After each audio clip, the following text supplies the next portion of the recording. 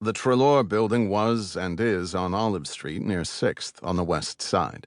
The sidewalk in front of it had been built of black and white rubber blocks. They were taking them up now to give to the government, and a hatless pale man with a face like a building superintendent was watching the work and looking as if it was breaking his heart. I went past him through an arcade of specialty shops into a vast black and gold lobby. The Gillerlane Company was on the 7th floor in front, behind swinging double plate glass doors bound in platinum. Their reception room had Chinese rugs, dull silver walls, angular but elaborate furniture, sharp shiny bits of abstract sculpture on pedestals, and a tall display in a triangular showcase in the corner. On tiers and steps and islands and promontories of shining mirror glass, it seemed to contain every fancy bottle and box that had ever been designed. There were creams and powders and soaps and toilet waters for every season and every occasion. There were perfumes in tall, thin bottles that looked as if a breath would blow them over, and perfumes in little pastel vials tied with ducky satin bows, like the little girls at a dancing class. The cream of the crop seemed to be something very small and simple in a squat amber bottle. It was in the middle at eye height, had a lot of space to itself, and was labeled Gillerlane Regal, the champagne of perfumes. It was definitely the stuff to get. One drop of that in the hollow of your throat, and the matched pink pearls started falling on you like summer rain. A neat little blonde sat off in a far corner at a small PBX, behind a railing and well out of harm's way. At a flat desk in line with the doors was a tall, lean, dark-haired lovely, whose name, according to the tilted embossed plaque on her desk, was Miss Adrian Fromset. She wore a steel-gray business suit, and under the jacket a dark blue shirt and a man's tie of lighter shade.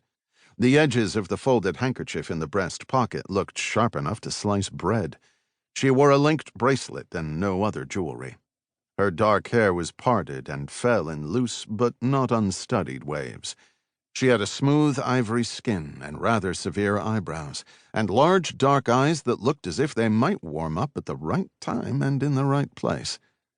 I put my playing card, the one without the Tommy gun in the corner, on her desk and asked to see Mr. Darris Kingsley. She looked at the card and said, "Have you an appointment?" "No appointment." "It is very difficult to see Mr. Kingsley without an appointment." That wasn't anything I could argue about. "What is the nature of your business, Mr. Marlowe?" "Personal." "I see. Does Mr. Kingsley know you, Mr. Marlowe?" "I don't think so. He may have heard my name. You might say I'm from Lieutenant McGee." "And does Mr. Kingsley know Lieutenant McGee?" She put my card beside a pile of freshly typed letterheads. She leaned back and put one arm on the desk and tapped lightly with a small gold pencil. I grinned at her.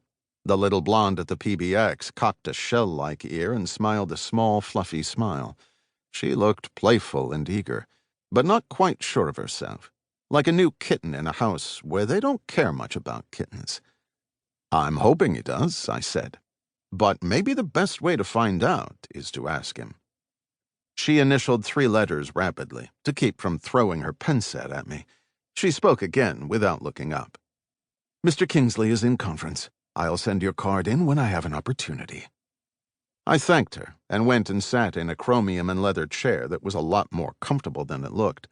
Time passed, and silence descended on the scene. Nobody came in or went out. Miss Fromset's elegant hand moved over her papers, and the muted peep of the kitten at the PBX was audible at moments, and the little click of the plugs going in and out. I lit a cigarette and dragged a smoking stand beside the chair. The minutes went by on tiptoe, with their fingers to their lips. I looked the place over. You can't tell anything about an outfit like that. They might be making millions. And they might have the sheriff in the back room with his chair tilted against the safe.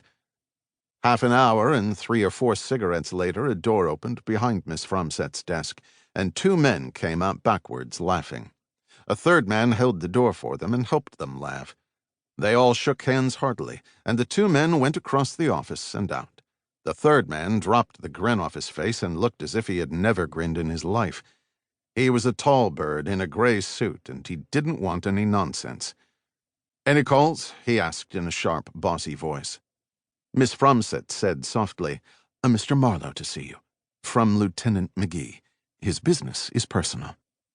"Never heard of him," the tall man barked.